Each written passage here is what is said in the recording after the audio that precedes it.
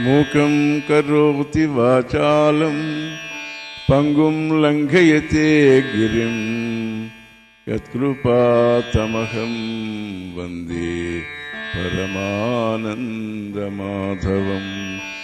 పరమానందమాధవం వందే కృష్ణం వందే జగద్గురుం విష్ణుం వందే జగద్గురుం కృష్ణం వందే జగద్గురుం. సర్వోపనిషదో గావో దోగ్ధా గోపాలనందనః పార్థో వత్సః సుధీర్భోక్తా దుగ్ధం గీతామృతం మహతు. అద్వైతామృతవర్షిణీం భగవతీం అష్టాదశాధ్యాయినీం అంబా త్వామనుసందధామి భగవద్గీతే భవద్వేషిణీం త్వాం అనుసందధామి. భగవద్గీతని ఎందుకు చదవాలి? ఎలక్ట్రానిక్స్ డెవలప్మెంట్ కాకమునుపు టేప్ రికార్డర్లు వచ్చాయి, ట్రాన్సిస్టర్లు వచ్చాయి. ఓ టేప్ రికార్డర్ కొనడానికి షాపుకి వెళ్ళాను. వాడు ఆ టేప్ రికార్డర్తో పాటు యూజర్స్ మాన్యువల్ అని దాన్ని ఎలా వాడాలి అన్ని వాటి గురించి లిటరేచర్ ఇచ్చాడు. సరే, నేనేం చేశాను, ఇవన్నీ మనకి తెలియపోతే కదా అని టేప్ రికార్డర్ కొత్తది ప్లగ్లో పెట్టి ఆన్ చేశాను. అది ఢామ్ అని ఒక్కసారిగా పేలింది. ఇదేమిటి ఇలా అయింది అనుకుంటూ అప్పుడు ఆ షాప్ ఓనర్ ఇచ్చిన మాన్యువల్ చదివాను. అందులో మొదటి వాక్యం, ఈ మాన్యువల్ చదవకుండా టేప్ రికార్డర్ ఆన్ చేయవద్దు అని ఉంది. ఓరి నాయనో, ఇది ఇలా ఉంది అని మళ్ళీ రెండో వాక్యం చదివాను.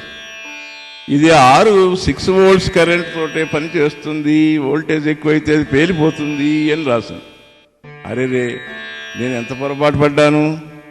నేను యూజర్స్ మాన్యువల్ చదవకుండా నా యొక్క టేప్ రికార్డర్ని వాడుకున్నానే, అనవసరంగా పాడైంది అది. అయినా సరే మరి నా పొరపాటుకు చింతిస్తూ ఆ నష్టం భరించాను. ఇదంతా ఎందుకు చెప్తున్నానంటే, మనం భగవంతుడి దగ్గర కొన్నాం. ఏమిటి? ఈ శరీరాన్ని కొన్నాం. ఏం పెట్టుకున్నాం? నీ పుణ్యమనే వెల పెట్టుకున్నాం, ధనం పెట్టుకున్నాం. ఆయన నీకు అమ్మాడు. ఎవరు? భగవంతుడు. చిన్న చిన్న షాపుల వాళ్లే చిన్న చిన్న వస్తువులకే వెనకాల లిటరేచర్, మాన్యువల్, ఇన్స్ట్రక్షన్స్ అనే బుక్లెట్స్ ఇస్తున్నారే. మరి ఈ పెద్ద మ్యానుఫ్యాక్చరర్, బడా manufacturer, biggest manufacturer of this world, ఈ భగవంతుడు, the creator of this world, ఆయన ఇవ్వకుండా ఉంటాడా? ఆఖరి చిన్న టూత్ బ్రష్ కొంటే కూడా అది ఎలా వాడాలో చిన్న లిటరేచర్ ఇస్తున్నాడు, మందులకి లిటరేచర్ ఇస్తున్నాడు. అని చేత భగవంతుడైన మనకు ఈ బిగ్గెస్ట్ మ్యానుఫ్యాక్చరర్ మనకి లిటరేచర్ ఇవ్వకుండా పోతాడా? ఇచ్చాడు. ఏమిటది? అదే భగవద్గీత. అలాగా అండి. మరి ఆ భగవద్గీతలో మనం ఎలా జీవించాలో, ఎలా ఈ శరీరం వాడుకోవాలో మరి చెప్పి ఉండరా? చెప్తారు, కానీ మనం చదవం. ఆ తర్వాత చూద్దాంలే, 60 ఏళ్ళు వచ్చాక కదా భగవద్గీత పట్టుకుందాంలే అని అనుకుంటావు. ఈ 60 ఏళ్ల లోపలనే నువ్వు రిటైర్ అయిపోతే వరల నుంచి, అంచేత అంతా అయిపోయాక నువ్వు చదివి ఏం లాభం? ఏం చదువుతావు అప్పుడు? అంచేత తస్మాత్ శాస్త్రం ప్రమాణంతే కర్మ కర్తుమిహార్హసి జ్ఞాత్వా శాస్త్ర విధానోక్తం కర్మ కర్తుమిహార్హసి.